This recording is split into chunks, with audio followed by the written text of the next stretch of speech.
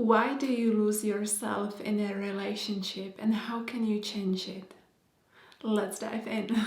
Welcome to my YouTube channel. My name is Sylvia Salo and I help lightworkers, starseeds, priestesses and leaders to remember who they truly are, to step into their highest potential and to channel their gifts into a life they desire. And I want to talk about something that I believe has happened to many people at some point in their lives. You may wake up one day and you realize that you have lost yourself. Maybe you lost yourself in a relationship, or in your work, or in motherhood or parenthood. There are many places where we can lose ourselves. I'm going to talk specifically to relationships here, but it applies to any other situation. So the first thing to realize is that every relationship is a mirror of the relationship you have with yourself. If you disconnect from yourself, then naturally you will feel being disconnected from other people. And then the ego kicks in and wants to create that connection artificially through tying our sense of worth to the relationship or the idea we have connected with the relationship. So if we disconnect from ourselves internally, and it always happens if you feel like you've lost yourself, if you look back at your life, you realize maybe you stopped feeling your sense of self. Maybe you didn't find time for yourself for a long time. And before you know it, all of a sudden you feel so disconnected from your soul, your heart, from your dreams. And it naturally is being mirrored to you in your relationships. It just amplifies the degree to which we have disconnected from ourselves. And so when you are feeling disconnected from yourself, I really invite you to look at where do you tie your sense of worth. If your sense of worth comes from relationship or doing lots of work and neglecting yourself, abandoning yourself for something else that perhaps your ego is chasing, then you are not cultivating your relationship with yourself. And everything starts from within. By the way, if you're interested, I have written my memoir, Find Yourself, which is all about my experience when I was in my mid-20s and I lost myself after ending a long relationship. So there I talk about the whole journey and finding myself again. Now, why do we lose ourselves in relationships? It's because our concept of what is love comes from our parents. It comes from childhood, it comes from the things we have consumed, through the movies and other people's lives. We have this idea of what love is and how it looks like. But oftentimes, love is being twisted and basically connected to something that looks like love, but it's not. Let me give you some examples of what I have seen with my clients. Let's say that your parents were there for you when you were a child or a young adult, only when you had some kind of emergency. Only when you felt low, they would step in and showed interest in you. In that moment, you subconsciously tied love with emergency, love with trauma. So if there is some problem going on in your life, if there's some kind of trauma, to you it means love. It means that when people give you attention because you are going through yet another drama or problem, it means they love you. And if you have this kind of subconscious belief, what happens is that you start to create subconsciously problems in your relationship. You are not happy with that kind of stable love that's there. It feels boring to the ego because the ego is used to something different.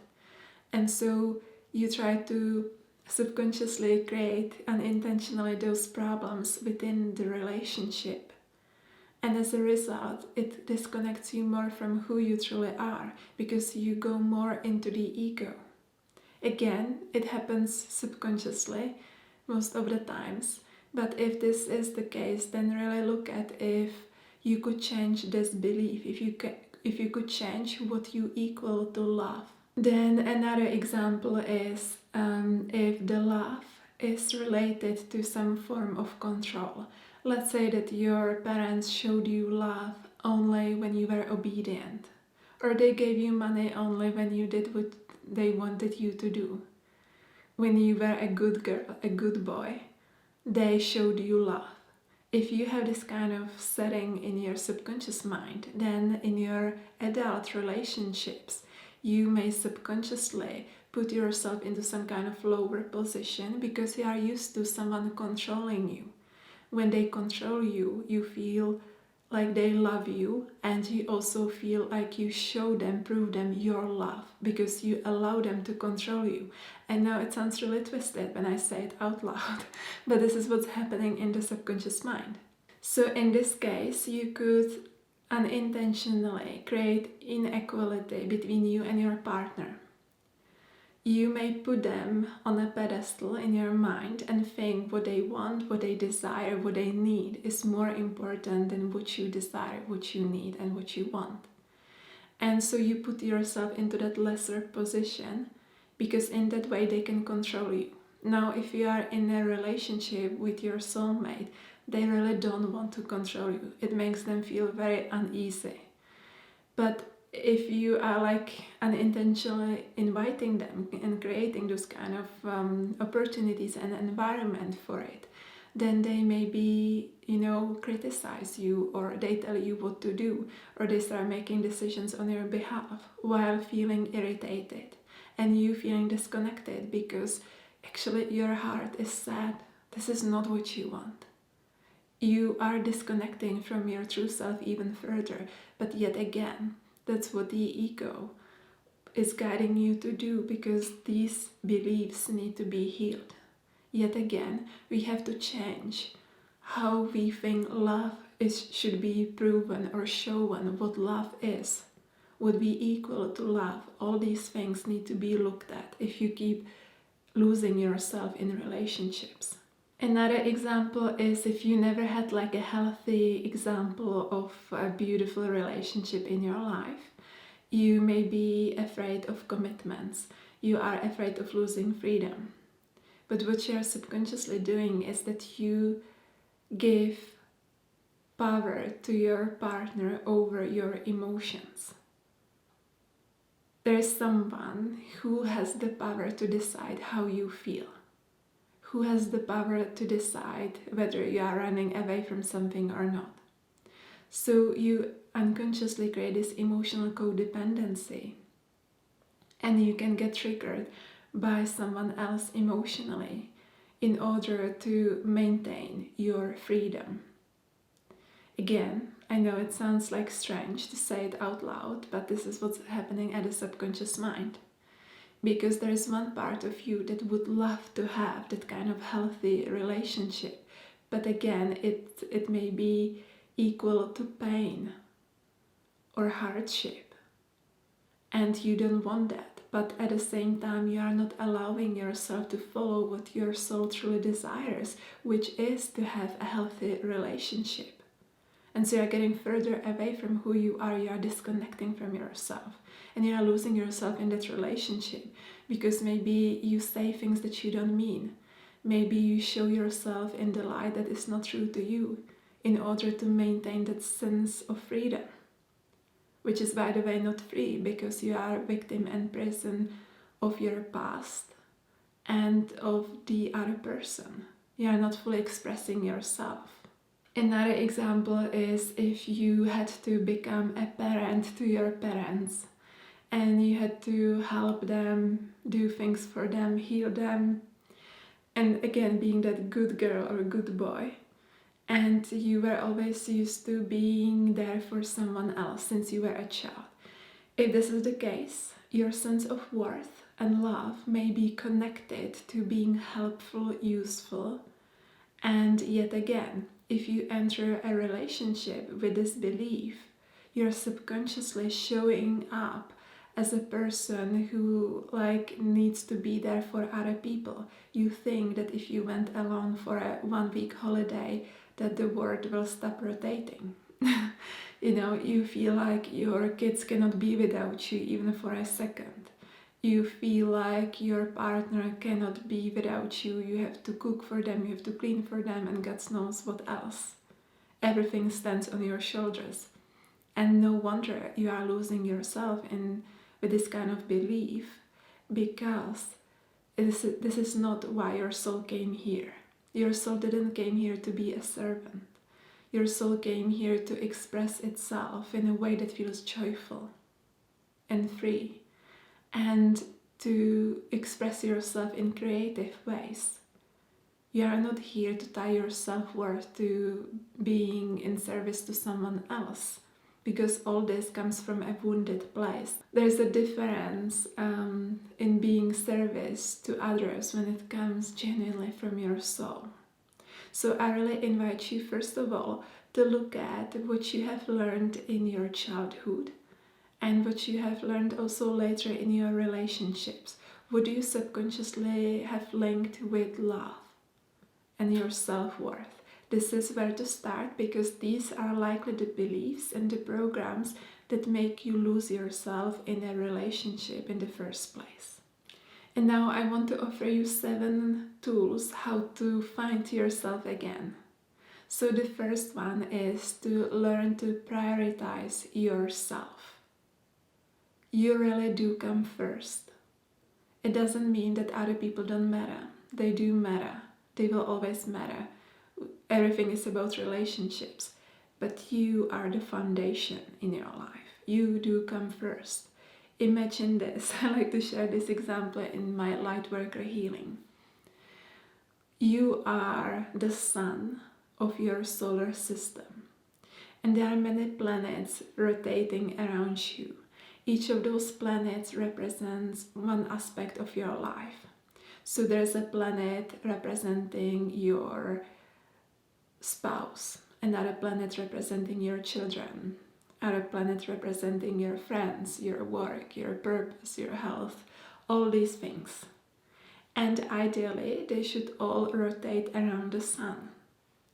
But what happens if we put one planet instead of the sun and put that sun away? It changes the whole gravity, right? It will become chaos. Planets will start colliding with each other. And this is what happens when we stop being the priority for ourselves. Our life and all aspects of life are colliding. They are falling into pieces because the foundation, which is us, isn't there anymore in the center, in that healthy center. So I invite you to start prioritizing yourself again and really think about what it even means to you, and maybe when you have stopped prioritizing yourself. The second tip is to do what you find joyful and what brings you fresh new energy. You don't need to wait for a holiday or for the weekend. I would really invite you to try to find joy in your daily life, to do something joyful for yourself throughout the day. And those don't have to be big things. It can take a minute, but it's all about the intention that you bring into what you do. You can equally be doing something that you have to do and make it joyful for yourself. That being said, I also invite you to find bigger things that you find joyful. Really having some hobbies, doing something that you really just your heart is open and it's something just for you. It brings a sense of meaning to you. Another tip is to truly look at all the places where you subconsciously may feel less than someone else, less than others, and dig deep into what in you is causing that. Why do you go into this kind of servitude? Why do you go into feeling like you are not valuable? And your desires, your needs don't matter. And if you are a woman, I invite you to my program Feminine Power, where I will help you to really heal all those aspects of yourself, where you learn how to prioritize yourself, where you learn how to channel your true feminine essence and energy into what you do to create a life you desire. You can find it on my website. Another tip is to truly look at to what you have linked with your self-worth. Is that thing coming from the soul? Does it come from the joy and sense of ease and playfulness and sense of spaciousness? Or does it come from the ego and it feels like hard work, it feels like you have to? What if you didn't have to? What if what you think you have to be doing for other people that make you lose yourself is just because of that limiting belief that you picked up early on in your life and it just needs to be changed? So what have you linked with your sense of worth? Really dive deep into it. You can use journaling. It's a beautiful, amazing tool to get into those subconscious patterns and those beliefs and understand them and shift them. Another tip is to have your own goals and your own plans, daily, weekly, to have some longer term vision. But mostly, like every day when you wake up, think about 3 things that you want to do for yourself. Something that you will feel good about at the end of the day, that you have achieved this. It's something that moves the needle forward for you. Something where you channel your energy somewhere where it makes a difference. Do something every single day to move towards the person you want to become, to work on your soul dreams, to be stepping into the vision of the person you truly want to become for yourself. The next step is all about reconnecting to your soul and your heart. And to do that, you need to find some time to be alone, to unplug from everyone else. If you are a parent, explain it to your spouse and agree with them to take care of your children so that you have this time for yourself. It's really important because when you are alone, you are able to really feel what you want. You are in your own field and you are able to relax. Your energy can rejuvenate.